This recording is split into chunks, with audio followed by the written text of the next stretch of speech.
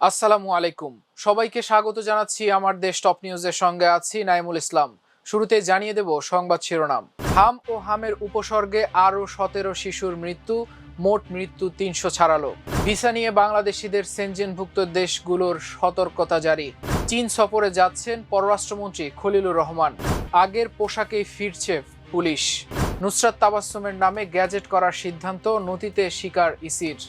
দর্শক শুনছিলেন শিরোনাম, এবার জানিয়ে দিচ্ছি বিস্তারিত। হাম ও হামের উপসর্গ নিয়ে আরও 17 শিশুর মৃত্যু হয়েছে। দেশে প্রথম হাম শনাক্ত হওয়ার পর শিশু মৃত্যুর এই সংখ্যা গত 50 দিনের মধ্যে সর্বোচ্চ। 17 শিশুর মধ্যে 15 শিশুর মৃত্যু হয়েছে হামের উপসর্গ নিয়ে। অপর 2 শিশুর হামে মৃত্যুর বিষয়টি নিশ্চিত করেছে স্বাস্থ্য অধিদপ্তর। এ নিয়ে 50 দিনে দেশে হাম ও হামের উপসর্গ নিয়ে মৃত্যুর সংখ্যা 311-এ দাঁড়িয়েছে। এর মধ্যে হামের উপসর্গ নিয়ে 259 শিশুর মৃত্যু হয়েছে, আর হামে 52 শিশুর মৃত্যু বিষয়ে নিশ্চিত করেছে স্বাস্থ্য অধিদপ্তর। আজ সোমবার স্বাস্থ্য অধিদপ্তরের সর্বশেষ প্রতিবেদন থেকে এ তথ্য জানা যায়। এই হিসেব গতকাল রোববার সকাল 8টা থেকে আজ সকাল 8টা পর্যন্ত সময়ের। অবশ্য এই 24 ঘন্টায় হামের উপসর্গ নিয়ে মারা যাওয়া 15 শিশুর মধ্যে 2টি শিশুর মৃত্যু হয়েছে আগের দিন।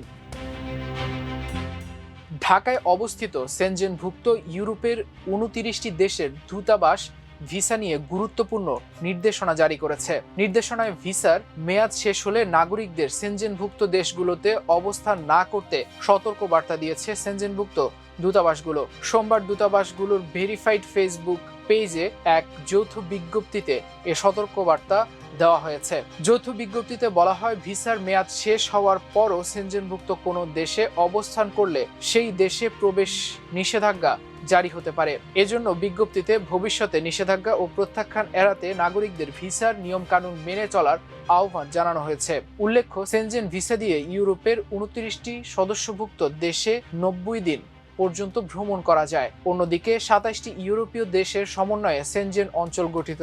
একক ভিসার মাধ্যমে সেনজেনভুক্ত দেশগুলোর স্বল্প মেয়াদী ভ্রমণের সুযোগ রয়েছে। পররাষ্ট্রমন্ত্রী ডক্টর খলিলুর রহমান আগামীকাল মঙ্গলবার বেইজিং সফরে যাচ্ছেন। তিনি 5 থেকে 7 মে পর্যন্ত চীন সফর করবেন। বিষয়টি নিশ্চিত করেছে চীনা পররাষ্ট্র মন্ত্রণালয়। গত ফেব্রুয়ারিতে নির্বাচিত হয়ে বিএনপি সরকার গঠনের পর এটি পররাষ্ট্রমন্ত্রীর প্রথম চীন সফর। চীনা রাষ্ট্রীয় গণমাধ্যম গ্লোবাল টাইমসের প্রতিবেদন থেকে তথ্য জানা গেছে। বৈঠকে দু দেশের দ্বিপাক্ষীয় বিভিন্ন বিষয়ে আলোচনা হবে বলে জানা গেছে। চীনা পররাষ্ট্রমন্ত্রীর সঙ্গে দুই দেশের মধ্যে বৈশ্বিক পরিস্থিতি, জ্বালানি সংকট, উন্নয়ন প্রকল্প, বাণিজ্য, বিনিয়োগ, পানি ব্যবস্থাপনায় সহায়তা, প্রতিরক্ষা সহায়তা, রোহিঙ্গা ইস্যু ইত্যাদি বিষয়ে আলোচনা হতে পারে। একই সঙ্গে চীনের উন্নয়ন মন্ত্রীর সঙ্গেও বৈঠক করবেন বাংলাদেশের পররাষ্ট্রমন্ত্রী। এছাড়া চীনের কমিউনিস্ট পার্টির সর্বোচ্চ পর্যায়ের নেতাদের সঙ্গেও বৈঠক হবে তার। সরকার পুলিশের পোশাক পরিবর্তনের সিদ্ধান্ত নিয়েছে বলে জানিয়েছে স্বরাষ্ট্রমন্ত্রী সালাউদ্দিন আহমদ। তিনি বলেছেন, পোশাকের উপরের অংশে আগে যেটা ছিল নেভি ব্লু শার্ট, সেটা বহাল রাখা হয়েছে, আর খাগি প্যান্ট দেওয়া হয়েছে। সোমবার দুপুরে সচিবালয়ে জোরপূর্বক বাস্তুচ্যুত মিয়ানমারের নাগরিকদের সমন্বয়, ব্যবস্থাপনা ও আইন শৃঙ্খলা সম্পর্কিত জাতীয় কমিটির প্রথম সভা শেষে মন্ত্রী সাংবাদিকদের এ তথ্য জানান। পুলিশের ইউনিফর্ম পরিবর্তনের অগ্রগতির বিষয়ে প্রশ্ন করা হলে স্বরাষ্ট্রমন্ত্রী জানান, আমরা লক্ষ্য করেছি সারা দেশে এবং পুলিশ বাহিনীর মধ্যে যে বিদ্যমান পোশাক আছে এটা নিয়ে কেউ সন্তুষ্ট না, এবং এই পোশাকটা আসলে ওয়াইডলি অ্যাকসেপ্টেডও হয়নি, মানানসই না শুদ্ধ বাংলায়। সেজন্য পুলিশ বাহিনীর আবেদনের পরিপ্রেক্ষিতে আমরা বিষয়টি বিবেচনা করেছি যে এই ড্রেসটি কিভাবে হয়। ত্রয়োদশ জাতীয় সংসদের সংরক্ষিত নারী আসনের নির্বাচনে জামায়াত জোটের প্রার্থী ও এনসিপির নেত্রী নুসরাত তাবাসসুমের নামে গ্যাজেট প্রকাশ করতে সিদ্ধান্ত দিয়েছে প্রধান নির্বাচন কমিশনার সিইসি এএমএম নাসির উদ্দিনের নেতৃত্বাধীন কমিশন। সোমবার জ্যেষ্ঠ নির্বাচন কমিশনার আব্দুর রহমানেল মাসউদ বিষয়টি নিশ্চিত করেছেন। তিনি বলেন, আমরা নুসরাত তাবাসসুমের নামে গ্যাজেট করতে নথিতে স্বীকার করে ফেলেছি, এখন ভিজি প্রেসে ছাপানো হবে। তিনি আরও বলেন, এর আগে নুসরাত তাবাসসুমের রিটের পরিপ্রেক্ষিতে তার মনোনয়নপত্র গ্রহণ করতে বলা হয়েছিল।